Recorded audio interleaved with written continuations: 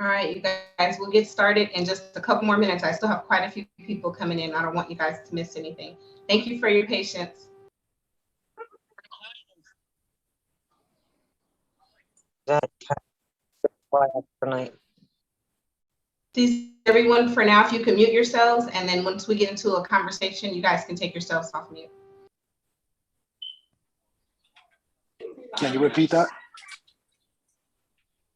I just would like if everyone could mute themselves for now, and then once we get started, if you have questions, you can take yourself off mute. But I hear like some private conversations maybe going on that I don't think everybody wants to hear. Copy that. Did you have any questions for me now while we're waiting? No, I'm not at the moment. Okay. Hey, Gilbert, how are you? Hey, Naisha, you hear me? Yep, I can hear you. I'm good. How are you? I'm well. Thank you for joining us. I appreciate you. Always. And then we also have Sean Rogers. He is the leader of our ship. How you doing, Hello, Mr. everyone. Rogers? Can't complain, can't complain. You saving lives out there? That's right. Well, today we are going to talk with Gilbert, and we're going to speak with Sean. And if anybody else has any input, we're more than welcome to speak with you as well. And we're just going to give you guys some tips and tricks on how to clear financing contingencies in 15 days or less. And we're also going to assist you and give you some tools so that when you guys are submitting offers, your offers are competitive with cash offers. So if you need my contact information, I'm going to put it in the chat. I'll put Sean's contact information in the chat. If you need a copy of this recording, email me the request. I'll put my contact information in the chat. I'll be happy to email over a recording of the video to you, but you have to email the request over. It's the only way I stay organized. Sean, would you like to introduce yourself? Can you guys please mute yourselves? Let's see, who is that? Never mind, I'll do it. I'm a loan officer. All right, Sean, brother Sean. Good afternoon or good evening, everyone. Thanks for the intro. Once again, my name is Sean Rogers, loan officer here with Nexa Mortgage. So just like Nisha said, we're going to go over some tips and tricks on how we can get a bulk of our loans cleared within 15 days, mainly the financing contingencies. Now, I'll give you some disclaimers really quick on this event we're about to do. But one, this may not apply to all loans. Now, as a lot of you guys know, I take on some quite difficult loans, okay? Those difficult loans sometimes have difficult people, right? This will be a group effort to get things done in a timely manner. And sometimes our buyers are not that fast or have access to the documents that they need, hence them being a difficult borrower to deal with, right? Now, also, this may not apply to some loans that require down payment assistance, okay? Sometimes there are secondary sets of conditions that we cannot clear in a quick, fast manner. Sometimes those loans have to go down to a third party for final approval, right? It really depends. But those are the two main disclaimers we're going to talk about.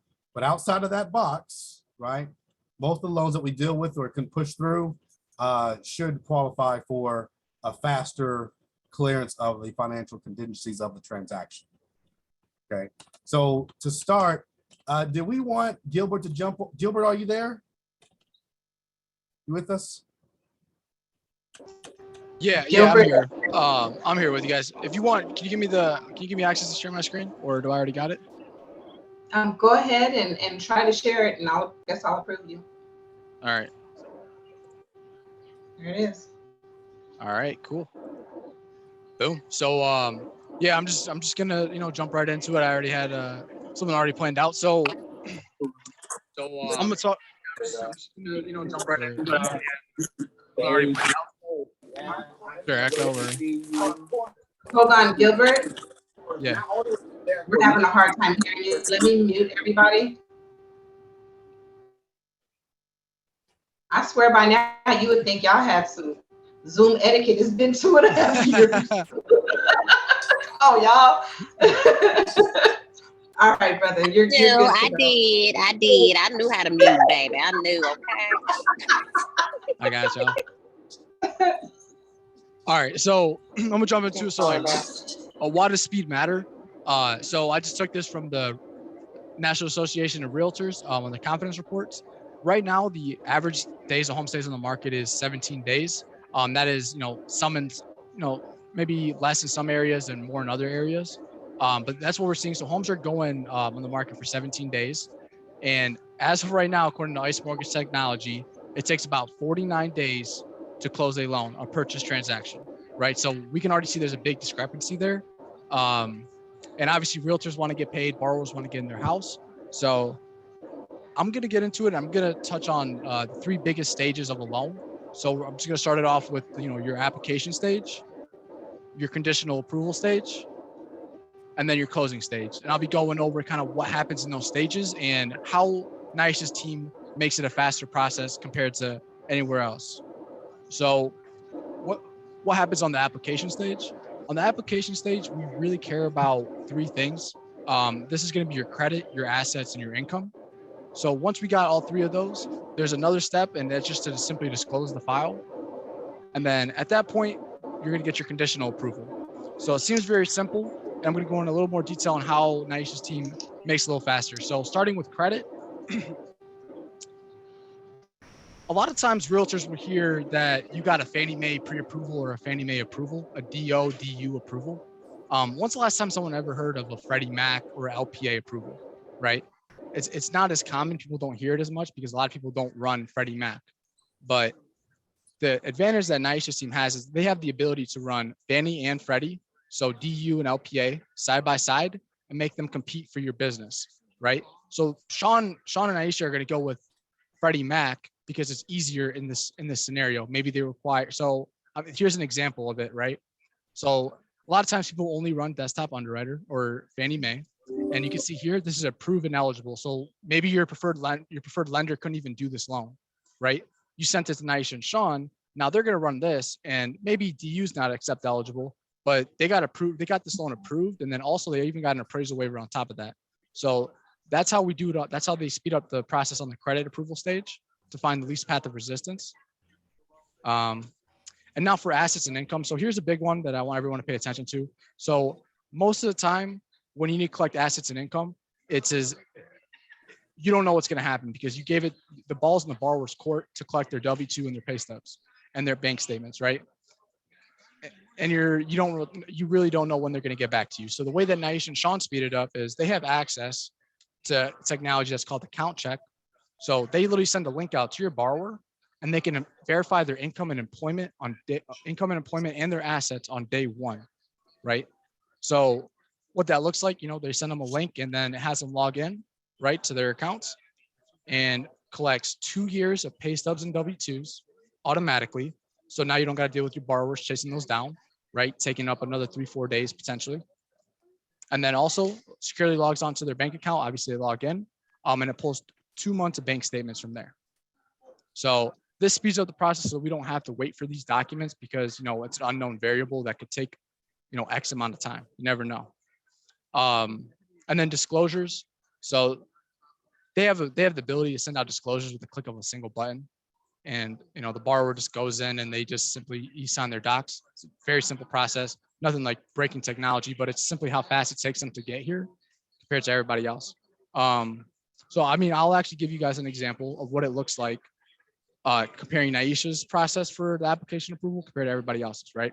So day one, they're going to take their application, of course, and they're going to get their credit approval.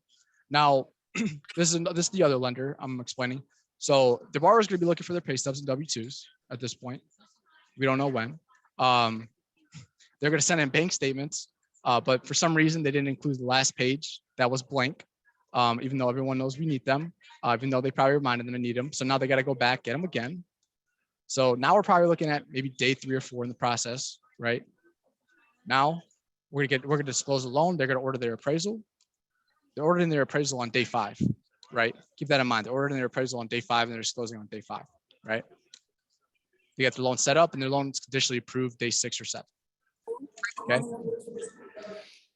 Now let's compare that to what Naisha's team is going to do, right? So This was like an 8 because they're so tiny. They're weird. So they're weird. I bought them for belts one day for $10 for vacation. So starting off with Naisha's process, obviously she's going to take the application, of course. So She's going to get the credit approval. Cancel their contract if I couldn't. She's going to disclose the loan up front, right? She's going to get assets and income verified on day one, right? And she's going to get the appraisal ordered on day one. That is extremely powerful to order the appraisal on day one because they already disclosed and got their assets ordered, right? And then your loan is conditionally approved. We're looking at either day one or day two. And that's where you run across stuff like this, like a same day or a next day approval, right? So that's the application part. Now I'm gonna talk about, your conditional approval stage when your loan is approval conditions. So here's what we care about. We care about your appraisal, your insurance, your title, any type of change of circumstances, any changes in the loan, and any other conditions you got to clear, right? Once you get all that stuff to us, your loan's gonna be clear to close. So how do we speed this up, right? So I talked about the appraisal, right? So Naisha being able to order her appraisal on day one is a big competitive advantage. And here's a screenshot of a loan that we've done. So they ordered and paid for their appraisal the 16th, right? The appraisal was assigned literally like 3 hours later.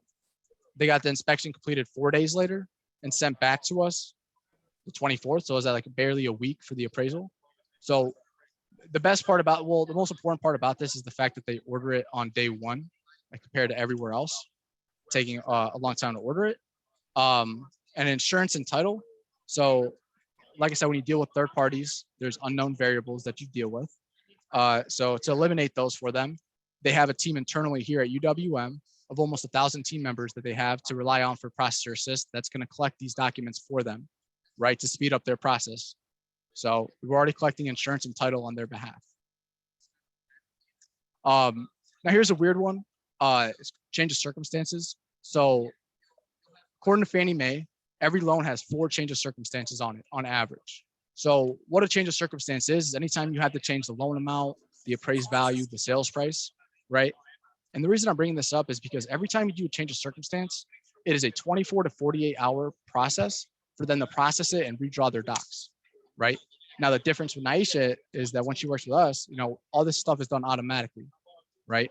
So if you just take this, if you simply just take this one slide into effect, 4 change of circumstances on like average, and it takes a day or two for that, you might be adding 4 to 8 days on your process that is totally unnecessary just on tedious stuff like this. And then other conditions. So Naisha has her application platform actually has a way that the borrower can log in and just upload documents directly to it, making it very convenient for them to get their conditions in a timely manner. And we're also 1 day on conditions as well. So she gets them in here, she gets them uploaded. You're either getting them those conditions reviewed same day or next day, right? That's simply just going back to our turn times. And here's interesting. So here's the closing stage of the process. So during closing is when you get your closing disclosure out. You're gonna start balancing with title, scheduling, of course, getting your docs out and sending the wire out, right? After you do all that, your loan is funded. So let's go into the first one, how she speeds this up. So the closing disclosure. So every lender needs 3 documents to get their closing disclosure out, right? They're gonna need their appraisal, their taxes, and their insurance, right? So that means you gotta have your whole appraisal back before even sending out the closing disclosure. And if any realtors know this, you have to wait 3 days, right? I'm actually gonna show this. You have to wait 3 days to get your closing disclosure or have your closing disclosure signed for 3 days before you can even close. So the difference with Naisha is she sends it out on day 2 of getting the purchase agreement, right? Give them a purchase agreement within 2 days, you're gonna get your closing disclosure out, right? So, you don't have to wait those 3 days. And just as an example, so everyone can see, if we send out the closing disclosure the 11th, they can't close to the 14th. So imagine sending that out all the way at closing, right? We're talking about extending contracts, we're talking about unnecessary things that Naisha already takes care of proactively by sending it out in the beginning, right? And we're able to send our closing disclosure out without having to wait for appraisal, taxes, and insurance. So, all right, balancing. If anyone's been CC'd on an email chain with title trying to balance, it's probably like 50 emails long. And they're like, hey, this fee should be here, this fee should be there. and that could be days long of a process. So the way that we speed that up is that title has an interactive portal where they can log in with us and just balance right there on the spot, right? So that speeds up a lot of process scheduling. I'm not gonna spend much time on that. I mean, you don't have to wait for Nisha doesn't have to wait for a closer to schedule. Oh, she calls up the lender. Oh yeah, sorry, we have no spots to close available. Sorry, you got to pick another day. Yeah, that's not happening because she schedules closing on her own time. She doesn't have to wait for any closer. So if you got to do an end of the month closing, well, you're able to still schedule it. And back to like generating docs. So this is a big one. Hey, like, when are docs going out? When are docs going out? It's a big question. I mean, they have so much control in our system where they're able to generate docs right there on the spot, right? You don't have to wait for a closer to pull docs for you. And the wire, a couple interesting things. We have instant funding. So as soon as they get the closing package, title's good to disperse. Wire's there, table funding. And we have no funding authorization number required. So you don't got to wait a couple extra days for them to hit you back for an unnecessary number. And just some of those tools, that's what makes things like this very realistic and possible. We can get loans closed in a very timely manner. Just speeding every part of the stage up, everything from application all the way to closing, application, conditional approval, and closing. And another important thing I'll mention is communication is very important when it comes to the purchase market. So because Naisha and Sean are so adapted to doing so many purchases, they actually have access to a piece of technology that they send out to all their realtor partners that keeps them updated throughout the loan process, right? So any lifetime updates. So here's a screenshot of what it looks like. You simply just click a link and they go onto the portal and it shows them lifetime updates. So you can see here that they were clear to close the 17th at 12 p.m. and they got their closing docs sent out literally an hour later, which is unheard of if you ever dealt with that before, because it takes title 4 days to balance and figure everything out. With her system, she's able to get all that stuff done immediately. And I'm going to go into comparing this to a cash offer. So I'll give you an example. So let's say I'm a buyer and I want to put a cash offer into a home, right? So if I'm a logical person, I just don't have 400K stuffed under my mattress, right? Because I would never have accumulated that much money, right? I probably have it invested in some kind of stocks, some kind of investment portfolio, right? I'm just going to assume I have it in stocks, right? Day one, right? I'm going to liquidate my money. I'm going to sell my stocks, okay? So day one, I'm selling my stocks, right? Fancy word, but a T3 settlement in finance, all that means is the broker, the stock broker has 3 days to sell your stocks in a timely manner. Some are done immediately, some aren't. It depends how big of the transaction, but they have legitimately up to 3 days to sell your transaction legally, right? So we could be on day 3 by the time the stocks are sold, right? So now I'm going to transfer my stocks from my investment account or Robinhood, whatever you use, to my bank account, right? It takes about 3 days. If you guys ever done one before, it's kind of tedious, right? So now I'm looking at day 6 or 7, right? That I'm getting my funds on my account. And guess what? I'm still going to get my home insured. I still have to go through title. I mean, that's still processes of a cash buy. No one's going to not get insurance. I mean, shoot, they put so much money in it and you can't legally not go through title, right? So tack on a few days for that. And a lot of people are going to waive their appraisal contingency on a cash offer, but any logical person would never waive their inspection contingency. There might be like that rare one-off, but yeah, people are not going to waive their inspection contingency. So you still get your inspection, right? And we're looking probably like day 13, 15 when I'm going to close. When you just saw, we can literally close another offer in about the same amount of time. I want to keep it short and sweet. I didn't want to like info dump a bunch of stuff. So I'm going to really just leave it open for any questions that you guys have.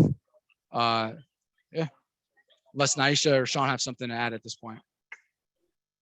Well, I was going to ask Mr. Rogers to translate what you just said into, our language. Yeah, so Gilbert what he did is outline the process. It's pretty straightforward on how we're able to get 6 or 7 day clear to closes on a certain percentage of our loans, right? It's a lot of participation required from all parties, mainly the borrower, between us and the borrower. right? Keep in mind, guys, like I said before, there are some buyers that are just hard to deal with and are not technologically savvy. May not be able to log into ADP, or may not be able to print out pay stubs or even find their pay stubs or bank statements, right? That can cause a problem, you know? So what we'll require is some of our realtor partners to assist the buyer in getting these documents, right? Sometimes they don't even know where to get their pay stubs or haven't even had access to ADP because they don't have the skills to do so, right? Once again, that can cause a dent in the time. Now, in that situation, we try to get everything we can up front before contract is attained, right? That's the main goal, is to make sure before they go under contract, we pretty much got everything that we need to handle on the file, okay? Now, one thing I would say is that when the condition list comes out of underwriting with the closing disclosure, we call the conditions out to the buyer. Now, once again, it's just not basic W-2s and pay stubs that they may want. They may want letters of explanation. They may want letters from the CPA. They may want us to explain certain things about the application, how I put it in, etc. There's a lot of things that can come up that we have to, they're going to question, right? Sometimes there may be some things that we push back on and say, hey, underwriter, we don't need this, and here's why. And they say, okay, no problem. Sometimes they come in to kick rocks and tell me they need anyway, right?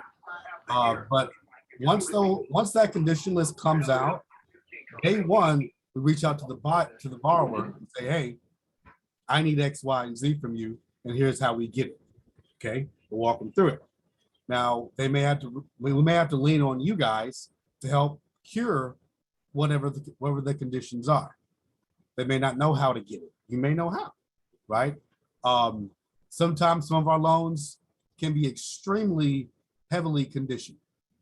Okay, and the heavily conditioned loans takes a village. And I say that because, as I said before, I deal with a lot of first-time home buyers and a lot of harder to close loans. And when we get to those loans that they qualify, they're just heavily conditioned. It's going to take a village to get it closed. So I may have to lean on you guys to say, hey, I need help with Bob's conditions because they're lengthy, they're substantial, right? And he's going to have trouble gathering docs in a timely manner and or in a clear manner. What I mean by that is that sometimes they may not have access to a fax machine, a printer, a scanner. They're trying to take pictures with their cell phone and it doesn't come through clearly. There's a lot of things. So we may have to have you reach out to the buyer or go to the buyer, grab the docs, scan them, and then you fax or email them over to me. Right? That's what we mean by that. But once again, I just want to reiterate once again that the process that Gilbert was so kind to show us may not apply to every single buyer out there. Okay, a majority, but not every single one. All right. Once again, just to reiterate, just mostly the DPA loans that we push sometimes, and what we call manual underwrites. Right. Usually, when somebody does a manual underwrite, that means we did not get an automated approval for them, and it's going to take an actual underwriter to review it and go through and see if it's worthy of being approved based upon their credit and income profile. Right. Usually, that's somebody that has, lower credit scores, derogatory activity on their credit report, a heightened debt to income ratio, right? Tricky income, multiple income sources, things like that. Those can take a little bit longer to achieve just because the amount of work we got to put in to get it done. Doesn't mean we can't do it. It's just going to be sometimes a longer period to get all the conditions cleared. However, I've cleared loans that were manual underwrites that were done in 5 to 7 days, only because the buyer was savvy enough to be able to get me what I needed when I needed it immediately. Okay, because the more organized the buyer might be, the easier the whole process will be for everybody. And sometimes the buyers, you can tell why they're not organized based upon their credit score. It is what it is, right? But for most of our loans that we push through, we use Gilbert's process, okay? And sometimes the only holdup, which has been getting better lately, okay, is the appraisal. Like for example, we would get the approval the same day we get the contract, and then we have the condition list, and I already have a majority of the conditions, right? Sometimes I miss things that I think the underwriter may want, but I have a majority of what they need, and my condition list is maybe one or two items long. That's it.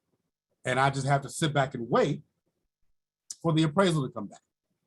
And that's it. And sometimes in some states, title, right? Sometimes title can't occur until the inspection period's up, or sometimes title has to do extra work to get the actual title commitment.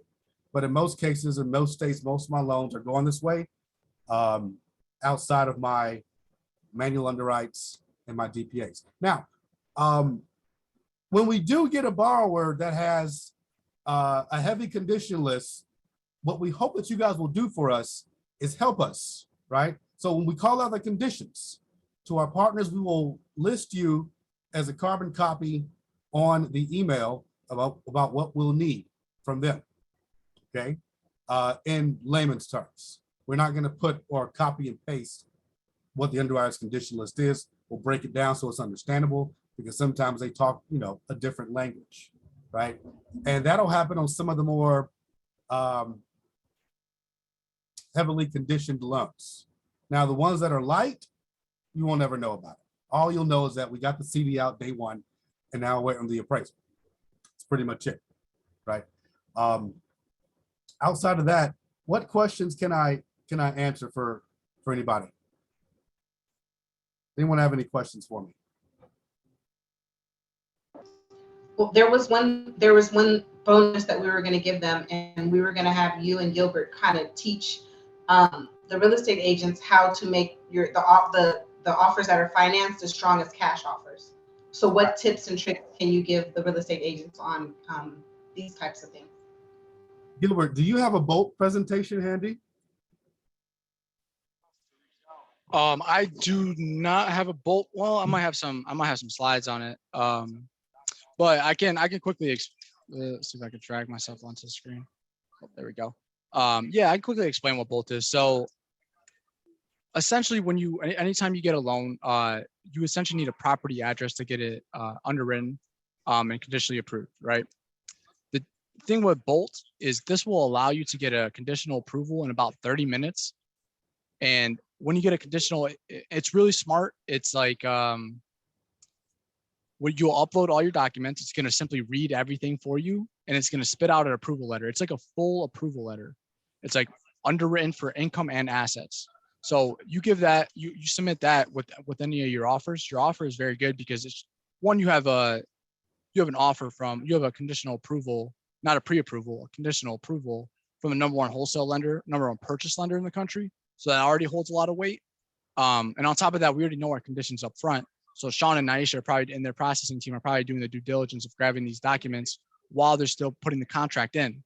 So the second they do get their contract, the loan goes in underwriting. Sean already knows the majority of his conditions, right? So at that point, you clear financing contingencies super quick, right? Because you're pretty much jump starting the part where they underwrite it, because it's going to underwrite itself through the Bolt process. I know it might sound a little weird, so let me see if I got a little.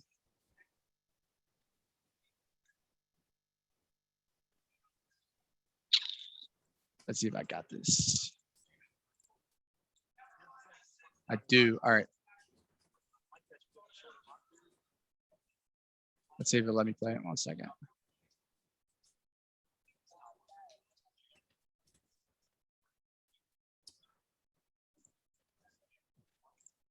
That is pretty loud. So here's Bolt.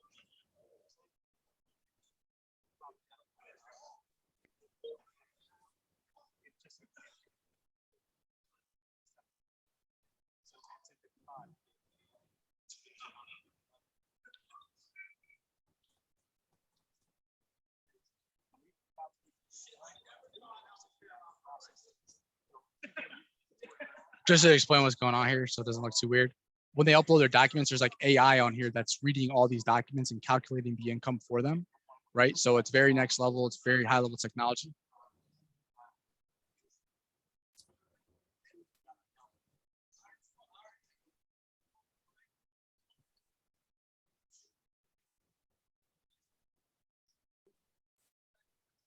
Here's just an example of what it looks like. So this document is a bolt approval letter. This isn't to be mixed up with the pre-approval letter because we already got the income and the assets verified, right? So this is what it's going to look like. It's going to have the address on there. It's going to go through this. But as soon as they know this, essentially they know this before the loan even hits underwriting, or pretty much at the same time you're putting your offer in. So if Sean knows all his conditions up front, he's going to grab his these documents up front. So that way, when they get in the loan process, we're talking about a 1-week close. But I will see if there's anything. Oh, and then one other thing I want to add, a couple other things I want to add for cash offer or making your offer as good as cash. One, I mean, first, if you're competing with cash, that example that I used, most of the time that cash isn't going to be liquid. You really have to think about that. A lot of people don't think about that because in reality, no one's going to have those type of assets laying around, right?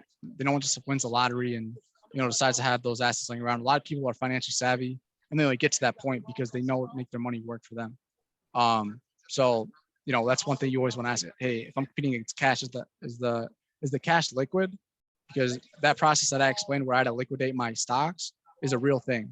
And those actually do delay loans or closings. So pass it back to Sean. If you have anything else to add for this. No, just that this is extremely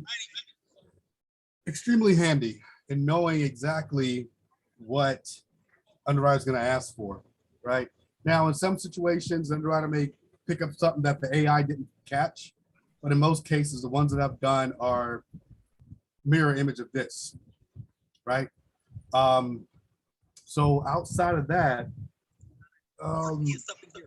yeah, I really didn't have much more to add. I guess I'll add one quick thing because I know you mentioned the appraisal. Mm-hmm. So I want to loop back to what I was saying before. It's a very, very big thing to be able to order your appraisal on day one. You guys have a file. You send it to Sean right now. As long as your borrower signs the docs that Sean sends out, he can order the appraisal today.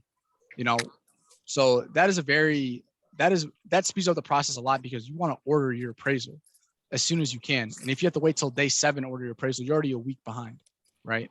So just wanted to add that. That's very important. That's very big. So all those things being said, for loans that we're able to put through and make happen this way, this is a really good tool to use. Also combining with, explaining this to the listing agents, right? What's going on and how we do things does help a lot too. So keep this in mind for a bulk of our borrowers. This is the route that we're going to go. And this UWM gives us more control over the process as far as what needs to happen in speed. Other lenders don't relinquish that type of control over the actual loan. It's more lender based. This, I would say, is more customer broker facing. So we can do a lot more within a quicker time frame as opposed to other lenders out there that we have to use. And once again, let me reiterate one more time. I cannot put every loan through these guys because there's some loans that I do that are outside their box, right? But for the most part, this is the route that we need to go. Should I know what I did with the keys? All right. I forgot I had keys. Now, Nomi had a question. Can somebody mute her? Mute, please? It's very disrespectful. Don't even worry about it. I'm trying to find it. We got to stay focused on the positive. You guys a lot of good tools here. So stay focused on that, but I'm trying to find them now. Okay. Nomi had a question. Can you share Gil's presentation on what happens on day 1, 2, and 3?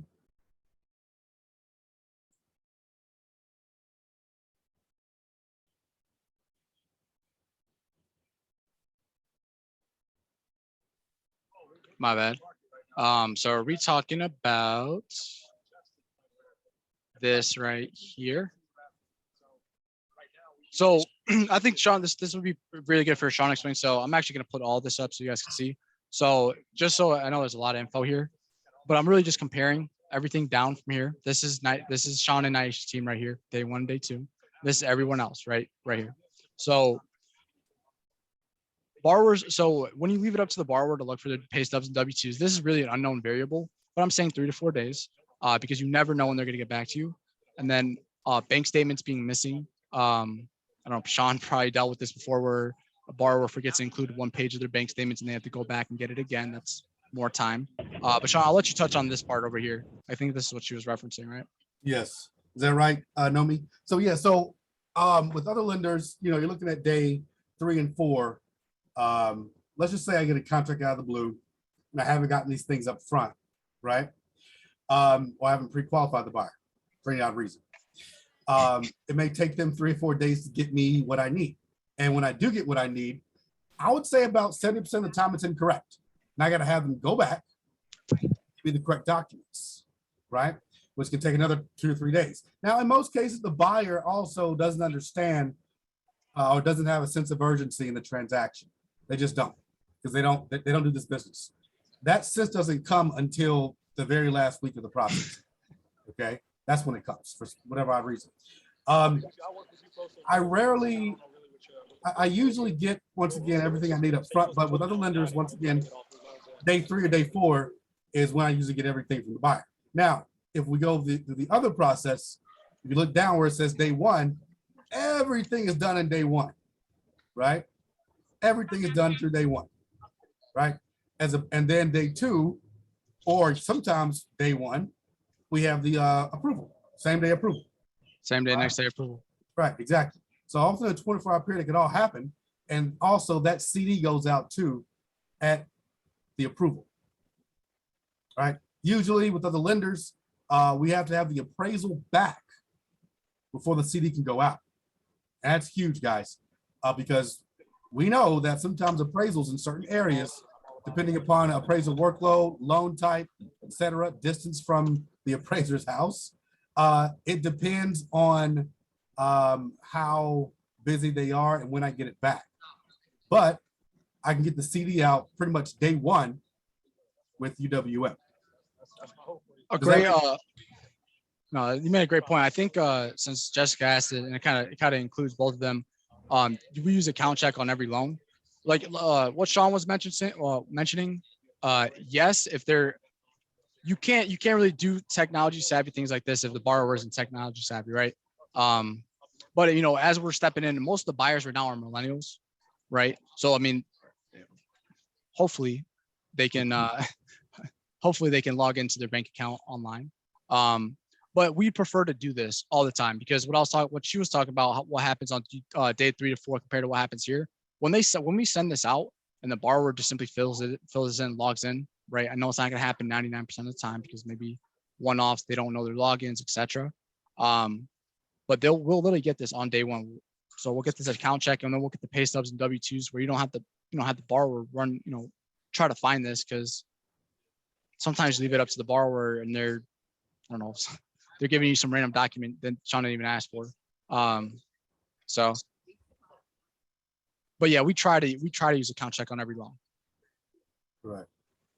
And then just sometimes people that are self-employed, when it comes to the income part, that has to be done through both, right? Because I need physical documents such as the tax returns, 1099s, passive income, things like that, 1099-Rs and other award letters.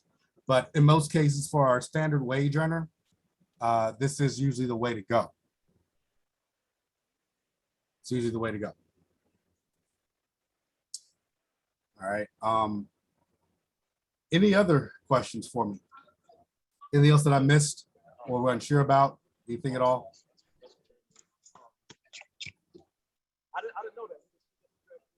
This is your chance, guys. We don't get Sean too often, and Gilbert's a busy man as well. So if you have questions, I highly suggest you ask them. Raise your hand, ask the questions. I know one topic we talked about before was cavers. A lot of you guys didn't know about cavers. Does anybody have any questions about cavers?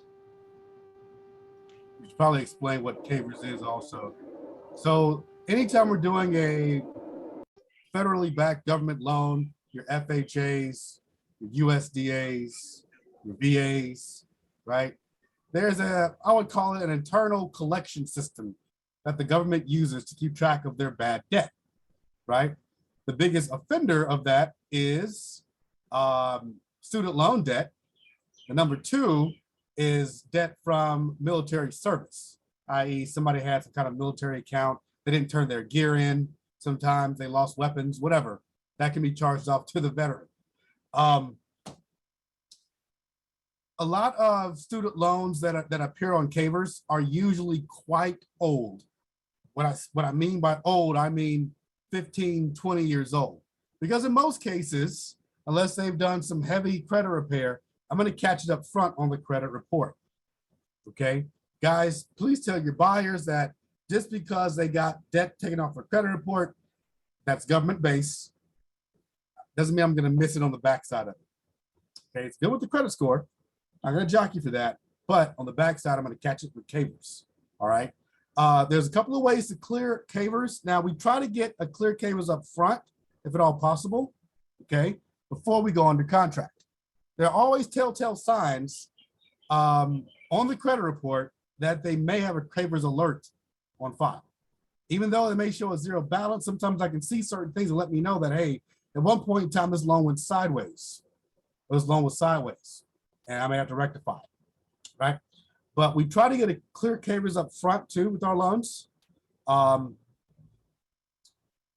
if we do get a CAVers hit, we reach out to the buyer and tell them how to resolve it if it's resolvable.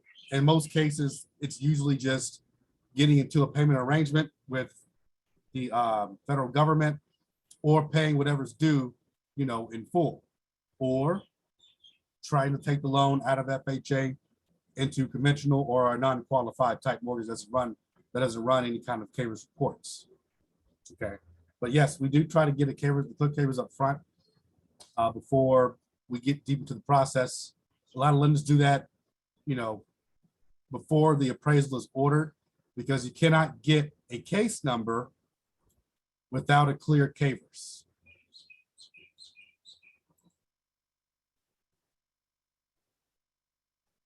Okay. All right. Does that answer questions about CAVers? Any other questions for me? Anything else I can clear up or reiterate?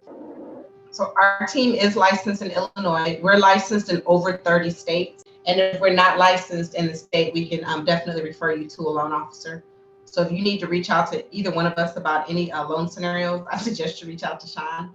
I'm kind of okay, but Sean is he's the king of this castle. But yes, we are able to serve multiple states. That was one of the questions here in the chat. Okay, awesome. All right. So I'll be open for more questions here, but if anything else, just let us know what we can do for you guys.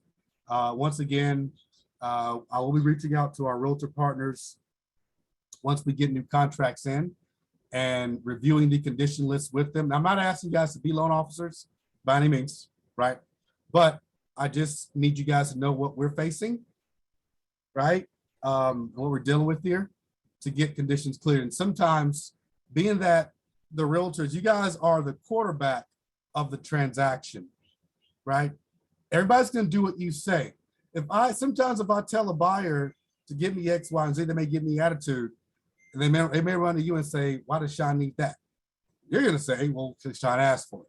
You want this house or not, right? So there are some situations where we may ask you guys to play quarterback and make sure everything's done in a timely manner as far as the buyer is concerned, if we have a buyer that can be somewhat, difficult. Keep that in mind. You got a question, Tanya? She got your hand up.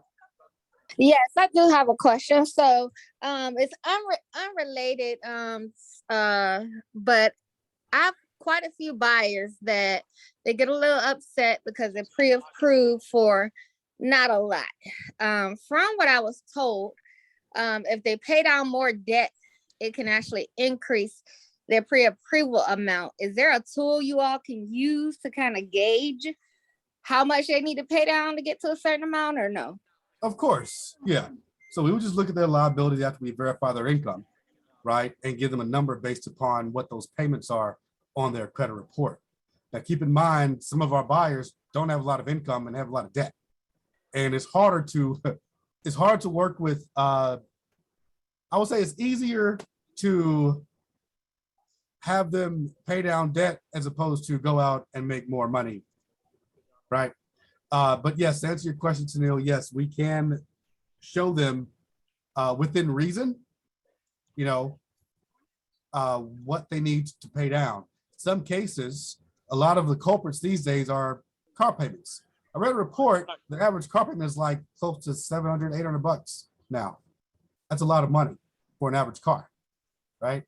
And that's the biggest killer of loans that I'm seeing, because I can work with everything else, but sometimes I just can't change or affect or increase income. Okay, thank you. You're welcome. I was just gonna add on that.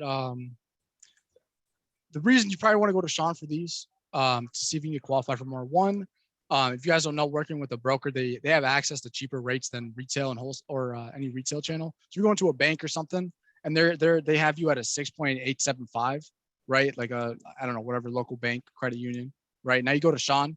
Now I'm not saying Sean's gonna have the absolute lowest rate in the universe, right? But they're gonna beat out local credit unions and banks, right? They're gonna beat out everything in that parameter, right? So that being said, if Sean gets you a low rate, now you qualify for more house, right? And also, Sean, he has cheaper mortgage insurance as well. So for those people that are doing 5% down, 3.5%, well, 3% down, 5% down. I didn't want to say 3.5% because it doesn't include FHA. But for your conventional loans that are putting 3 or 5% down, Sean has way cheaper mortgage insurance than anybody else. If you want, you could send them some quotes or LEs from other places that you see, have them look at that and have them send yours back. But his mortgage insurance smokes everybody else. I'm talking about a minimum $50 to $80 cheaper than everybody else's mortgage. That's going to allow you to qualify for more house as well. And Sean is also going to look at it very tactically, because if you were just to go through like, oh, what can I pay off? You know, this or that. If there's certain balances that are not like, if I have a balance of $500, but my payment is $200, right? We're going to look to pay that off rather than the balance that's 100, well, I don't know, like 15 grand and the payment's like $40 a month, right? So he's gonna approach that very tactically as well. So just want to add those. Thank you. Thank you. I appreciate it. So yeah, we'll go through each trade line and see if I've had a lot of people recently refinance their car loans and save coin that way and get higher approval amounts, right? I do understand that some may not be able to do so because of either, you know, credit scores and or equity in vehicles, you know, can't really fight that. But we look at, like you said, the ratio. We look at the payment as opposed to the balance. If somebody has, you know, credit cards that are, you know, $200-300 a month, and it's, you know, maybe 5 or 6 grand, yeah, maybe pay that off, right, or pay it down, right? But sometimes some of these people have lower debt loads, but the payments are just so high, it makes it somewhat difficult. But yes, so then we look at all the options and see what we can do to bump it up within reason. Sometimes saying, hey, pay off this car for $30,000, we can make it work. That can be a little much, right? But not impossible.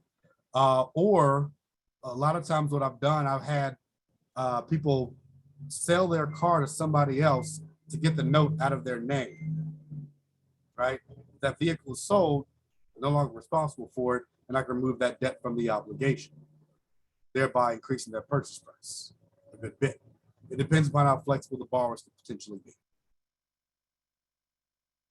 Okay, that makes a lot of sense, and that helps because I get quite a few that's just not happy but with the 130 to 150, and they just want to stop the process altogether. So I'm just trying to avoid that going forward. So Got it.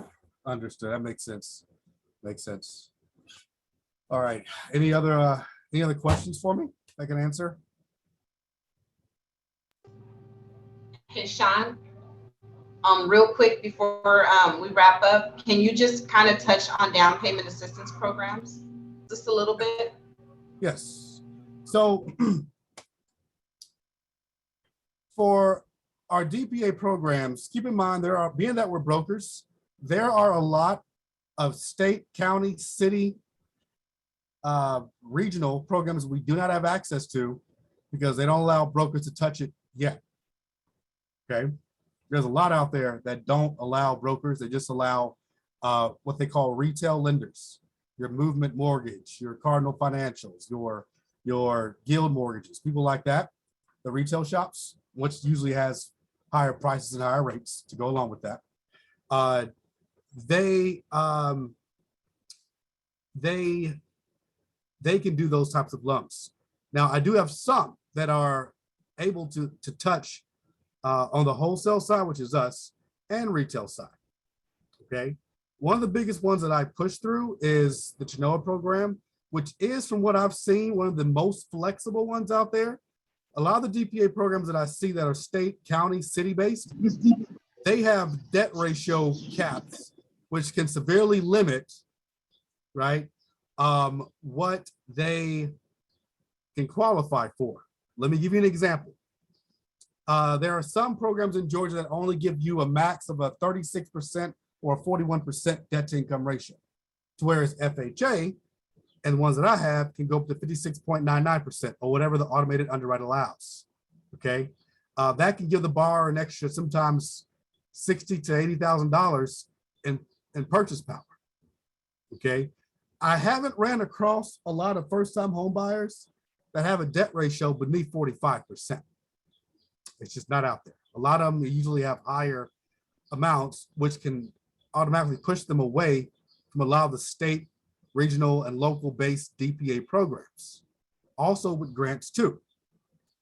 Okay, but the ones that I do touch and do a lot of, they can get you up to 5% of the purchase price, right?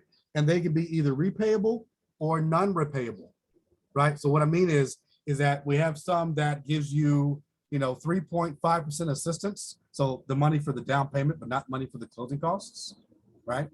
Give you money for the down payment. And then on top of that, the money we give you is forgivable. So after you make 36 payments on time, they forgive on the first mortgage, they forgive the 3.5% and it goes away. And I've got another one that gives you about 5% assistance. And sometimes those are repayable over the course of 120 months or 10 years. You pay that back monthly. Okay.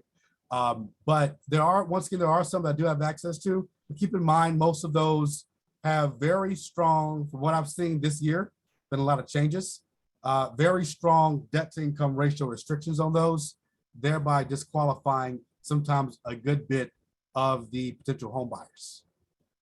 Okay. And most of them are going to require anywhere from a 640 credit score up to, I've seen, a 660. And the one that I have can push down to a 600. 600. Okay. However, also let me give you this disclaimer too. The pricing sometimes isn't that great on those. I'm not a huge fan of them. They're more of a utility. I really don't like to use them too often, but I can. It's just sometimes the cost of the transaction, depending upon how it's structured, can outweigh the benefits of it. What I mean is that the DPA loans, being that the buyer at this point has zero skin in the game in their eyes, the default rate is higher on those. Okay, within the first 6 months, very high default rate. Okay, to make up for that and to recover the lender's losses, they're going to charge a higher interest rate. As an example, 30-year fixed FHA on today's money is about 5% or 4.99, somewhere around there, right? On a down payment assistance loan, the one that I'm referring to, okay, is about as high as 6 3/8 or 6 1/4. That 1 1/4% difference in rate can adversely affect our max purchase prices, right? Of course, you can always refi within 6 months as long as there's equity in the property. But my job is to make sure that those first 6 months are livable for you. I don't want to get somebody into a house and they're house poor and they got to start making choices as to what's going to get paid every month. It's the last thing you want to do, right? Also, I don't want to have to pay back my commission because if a loan defaults, I got to pay it back. I don't want that on my bank account. Okay. So yeah, that's the bulk of the DPA programs that we have here. They do release more and more, usually depending upon the state and state funds. But for the most part, that's what we have right now in the way of down payment assistance.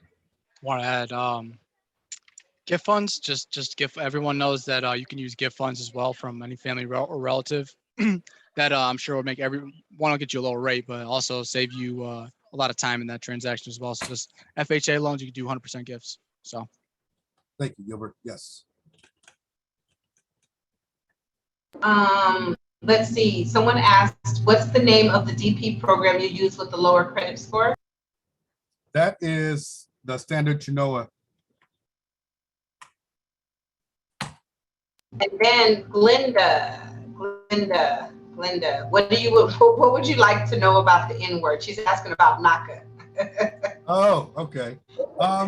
You know what? NACA is a very, now we don't do any of that, right? That's done directly through NACA themselves, right? But it is a very strong program. It has its downsides, but it is a great mortgage. Okay. The only issue that I've heard, not once again, just heard from buyers across the country and other realtors was that timeliness and keeping a hold of your loan officer. So I'll explain what I mean by that. So with NACA, you have to go through what they call counseling, right? And this is a very detailed counseling. You have multiple meetings with your loan officer, and it can take sometimes 3 to 6 months to get fully approved towards you start shopping. Okay. Now, during that time, once you find a house, you go under contract. Now, and from that point on, it's not that bad. But the hard part is getting through the first 6 months of trying to qualify, because they underwrite based upon, how can I say this? It's not credit income underwriting. It's borrower underwriting. So they look at your lifestyle. They look at, how you spend your money. It's just not black and white ratios like I look at, right? It's a little more detailed. So the underwrites can take a lot longer, and the condition lists that they give you can be somewhat extreme, borderline crazy, right? However, if you do make it through that part and you're able to keep a hold of the same loan officer, because what's going on with loan officers, licensed loan officers that work for NACA, a lot of them, they start with the company and they leave because they're not getting paid anything. They don't get paid usually until loans closes. Now, this may have changed in the past few months. I just don't know. I'm not sure, right? But from what I understand, the last time that I looked or knew someone that worked for them, they were paid a small amount, and then they were paid commission once the loan closes. But the problem is two things. Getting the buyer to approval status, okay, right? And number two, getting the offer accepted in certain markets by a seller. Sometimes a listing agent is going to look at that approval and say, NACA, we're not closing on time. I'm not taking it. I'm not going to do it. Right? Now, in certain markets, it doesn't matter. Certain areas, it's not even relevant, right? But some of the major metro markets, that could be a deal killer for the seller. And sometimes they may not care, right? It depends upon the house and the area that you're in. But my overall, the final endpoint on the NACA loan is a very good mortgage. You don't have any mortgage insurance, 100% financing, no closing costs, right? It's just trying to get through the process can put you out of a house or make you homeless, only because you have to deal with so much. But if you can deal with it and get through it and stick with your loan officer or the same person, it's possible. It's not for the faint of heart, but once again, it is a good loan. I will say that it is a good loan. It's got to have some stick to itness, and Okay. it can work out for you. Thank you. You're very welcome. I accidentally booted myself out, Oh, so I missed the beginning. I got more than half though of what you said. okay. Okay. All right. Perfect. Any other questions? Anybody else? Do you think NACA is okay with the new construction? I do. I do. That gives you ample time, and from what I understand, you can't even, yeah, you can't even go under contract to build until you go down that road and get it fully approved. So the hard part's out of the way. So yeah, I would say that it would be.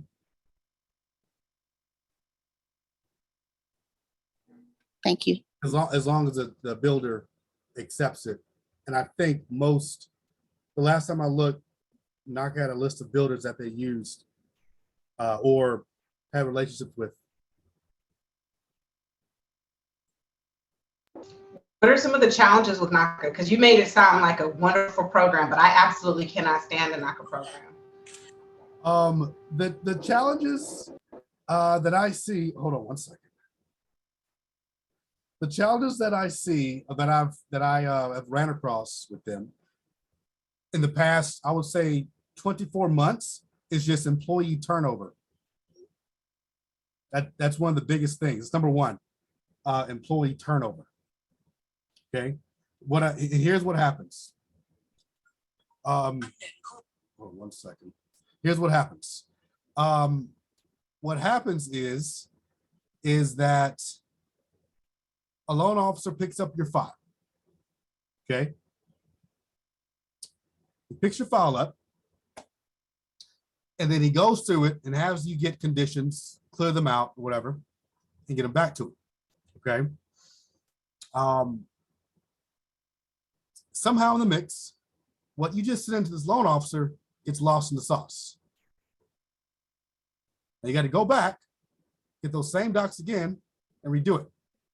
Then you got to sit in the queue or wait for your next appointment to talk to the loan officer, because he cannot work on your loan if he's not right in front of you, because their volume is so much, right?